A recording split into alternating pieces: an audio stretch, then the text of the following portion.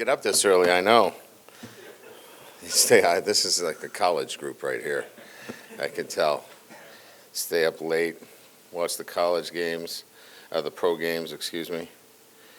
Okay, we're going to talk a little bit about the Relia Quest. We'll talk a little bit about individual awards, and then open it up to the questions, and I'm sure you have a few of them. First of all, excited about the invitation to play in the Relia Quest Bowl. It's a great destination, certainly Tampa for our football team, and a great matchup with a Big Ten opponent in Wisconsin. Great tradition, certainly a team that is well coached, and Luke Fickell, know him very well, and this team will be anxious and excited to play in this game. So it offers us an opportunity for a 10th win, which has been really kind of the thing that we have talked about for the last 6 weeks after the Alabama game as being an important piece for the development of our program, is to get to back-to-back seasons with 10 wins. So, again, excited about the matchup, excited about going to Tampa and giving our players an opportunity to be part of a New Year's Day. I know it's not a New Year's Six, but it's a New Year's Day bowl game, and it'll be, well received. As it relates to some individual notes, I want to congratulate Mike Denbrock as a finalist for the Broyles Award. I think we'll find out on that today. And we think he did, obviously, an incredible job with his offensive staff and, what they were able to accomplish, offensively, leading the nation in scoring, total offense, third down conversion, yards per play. Just an incredible offensive year in terms of its production. Unprecedented in that respect. Also, Jaden, obviously, as a finalist for the Heisman, certainly want to note that. Congratulations to him. That's an incredible achievement. He also was the winner of the Johnny Unitas Award, and there are others that are certainly out there pending that we believe he is a strong candidate for as well. So, exciting postseason notes, an incredible year from an offensive standpoint, and certainly looking forward to the bowl game. We are in exams right now, so our players are not required to be in any mandatory football activities. They are focused on academics. We will have weight training and some conditioning activities available to them during this week. We will begin our practice on Monday, our first practice, which will give us 15 practice opportunities prior to the first game. It'll give us approximately 17 meetings. It'll give us 4 to 5 weight training opportunities. So ample opportunity for us to continue to develop our football players and certainly prepare ourselves against a Wisconsin opponent that we're excited, obviously, and want to be able to put our best foot forward. So that's a little bit about the schedule in terms of what we've got going forward. I'll open it up to questions that you might have on all these matters. Coach, just about the bowl preparation. I know you did your interviews last week. How did that go as far as fielding a roster? Do you have a good handle on who you think will play? I think we have a really good sense of the players that will be available for the bowl game. For me to stand here and tell you exactly what those players are, I couldn't do that. But I would say that, we spent all of last week doing exit interviews with our players. So last week was really about our players. This week we're really recruiting. And then we'll get to other evaluations within the staff. Once recruiting goes dead and our coaches' responsibilities have completed, they have responsibilities and they have to finish off their responsibilities to LSU.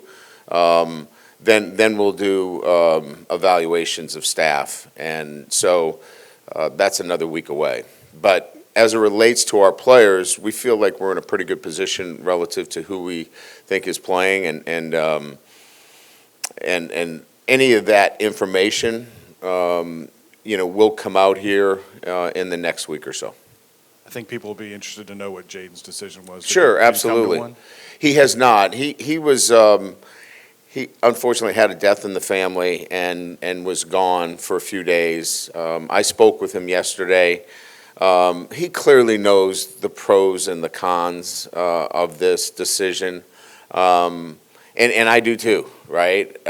Who wouldn't want him to play? I mean, everybody would love to see Jaden Daniels play one last time. I mean, I'm a fan. I'm his coach, but I'm a fan of Jaden Daniels. But he's got to make, a decision, and clearly I see both sides of it. So we'll provide him with all the things necessary for him to make an informed decision, but he hasn't got to that level yet.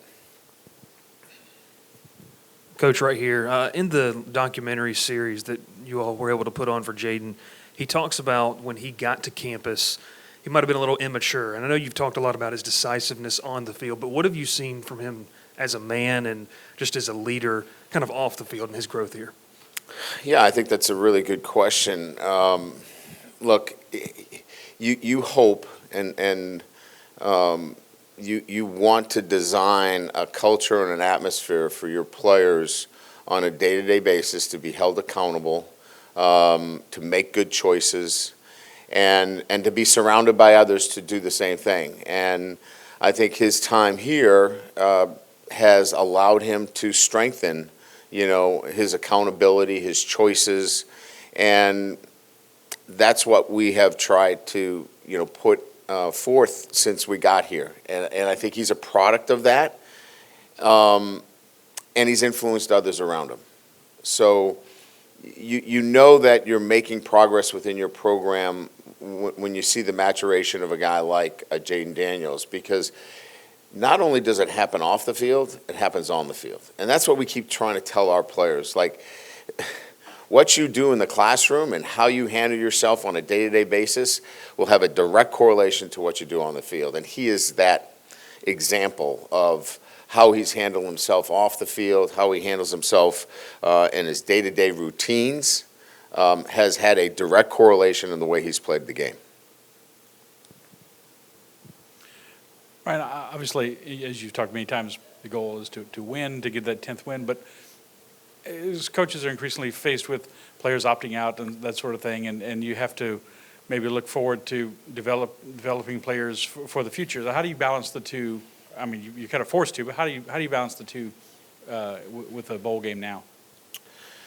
Well, you're offered ample time to do that. I mean, if you really look at our schedule, beginning Monday through that entire week, that's really a transitional week for us to develop our players. And that entire week is going to be an opportunity to take some of the younger players that need more finishing and more developing and get them a lot of work. The following week, we can get to work on Wisconsin, and then duplicate that work when we get down to the bowl site. So really, it's 2 weeks of Wisconsin work for those guys that are going to be playing a lot, and then a full week of development, technique work, and repetition for younger guys that need more development. Now, they may transition right into, first team, second team reps during those Wisconsin preparation periods as well. But that first week is when we'll really focus on the development piece in this process.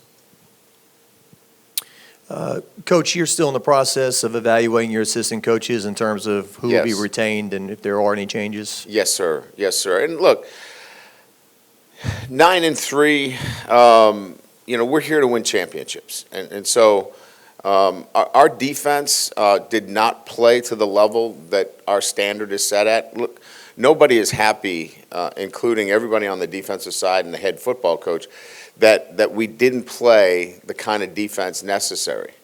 I'm not happy about it. Nobody's happy about it. Our fans shouldn't be happy about it. And we have to do things to make sure that that doesn't happen again. But to say that we're just addressing it now is just not correct. We started addressing it after the Mississippi State game, the Mississippi game. That's when addressing our defensive shortcomings began. And so this process has been ongoing. You know, it's not like all of a sudden, hey, by the way, you got to fix the defense. This has been ongoing, and this process has been one where we feel the pain of everybody, because we feel it too. And it cannot be the kind of defensive performance we had this past year. It's got to be better, and it will be better. Can you just share a little bit in terms of it's a blend of coaching and personnel, or both need to be improved, or what do you think there? I don't think that I've ever, look, here's what I can tell you. I was 3 games into a season in 2016 in Notre Dame. I had to fire my defensive coordinator, and he was in my wedding. Those aren't easy decisions, okay? I'm not afraid to make those decisions. And I'm going to do what's best for LSU's football program and the pursuit of a national championship. But I'm going to do it informed. I'm going to do it for what's best for the program, because it's involving players, it's involving coaches, it's involving all things as it relates to being more successful as a defense. So it's not on one person. It's collectively. And so if it was that easy, you know, we would have been in a different place. Like I said, I went 3 games into a season and made a change in the leadership. If it was that easy, those decisions are a lot easier. Hey, Coach. Yes, sir.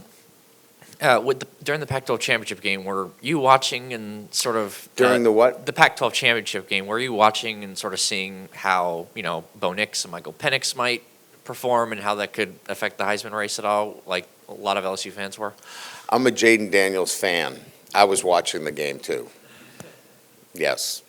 I was not looking for anyone not to succeed. I wanted them to play their very best. I was looking for a great game.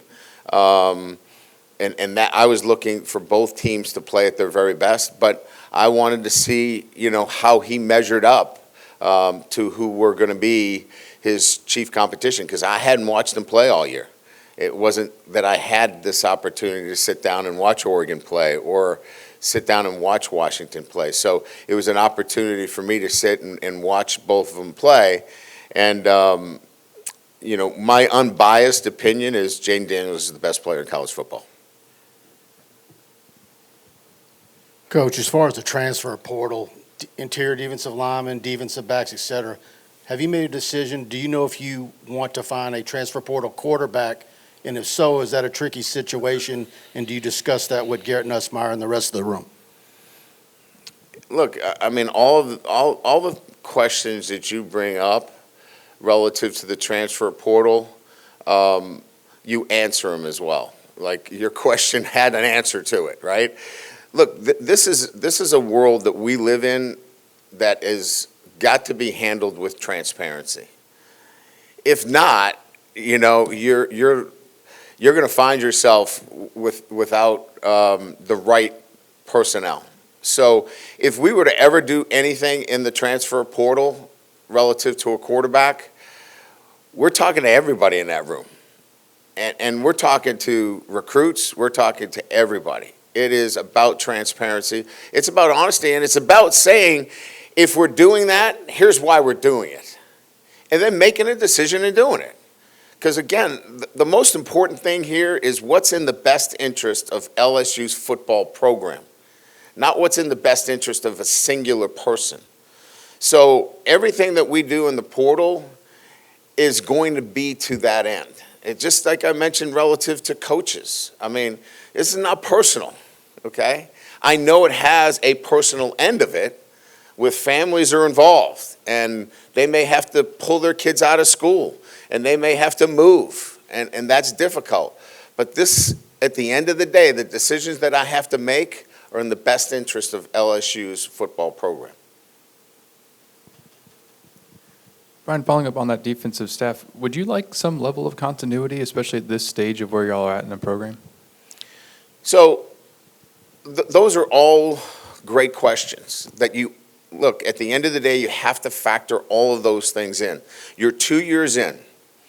You've developed a culture within your program, a way to communicate, a routine, habits, things that you want your leadership to espouse on a day-to-day basis. You have to factor those in terms of making a decision. But you also have to factor in the play of your defense. And are there things that are correctable, right, under that leadership? Are there things that are not correctable? So all of that has to be considered when making those kinds of decisions. Hey, Coach, just another portal question. Obviously, with the portal, it's crazy every year. It seems like there's even more players in it than last year. I think it's 1,183 as of last night at 11 Yeah, o'clock. Am I right? Exactly. See, I'm not on this at all. I don't follow it. It's just something I do as a hobby. Yeah.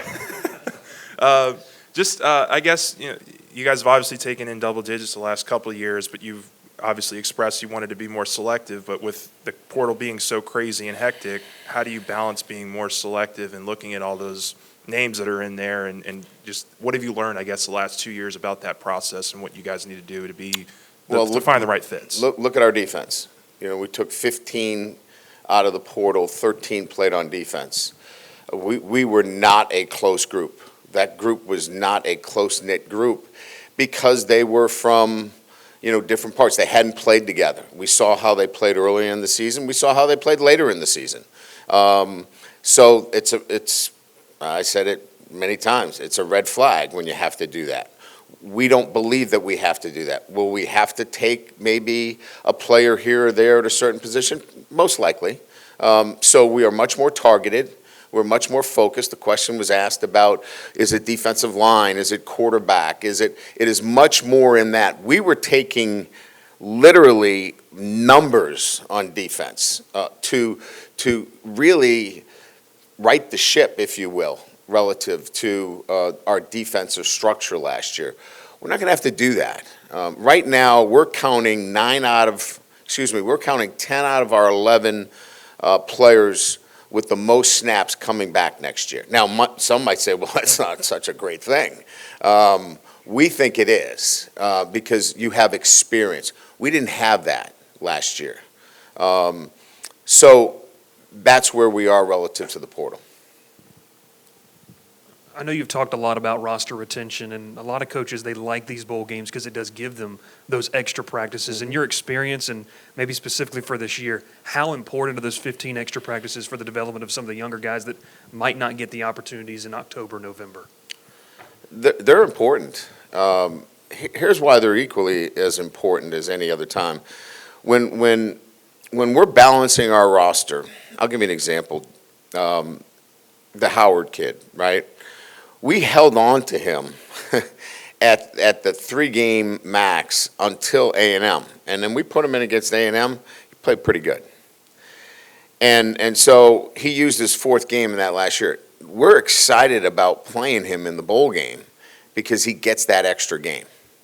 And so that's what makes this even better, because once they gave us the extra game for the bowl, now you can play all of these guys that got to the limit of 4 and really let's see what they've got. Because now they're a full semester or almost a full year in your program, and they're ready to go out and compete. So I think that adds to it in terms of development and playing guys that have gotten their 4 games in. Deuce Chestnut and Denver Harris, are you moving on from those guys, or did they have any chance to be with the program moving forward? We'll have to sit down. We have not sat down with them. We're going to wait till the end of the semester, and then we'll sit down and have individual conversations with both of them. They will not.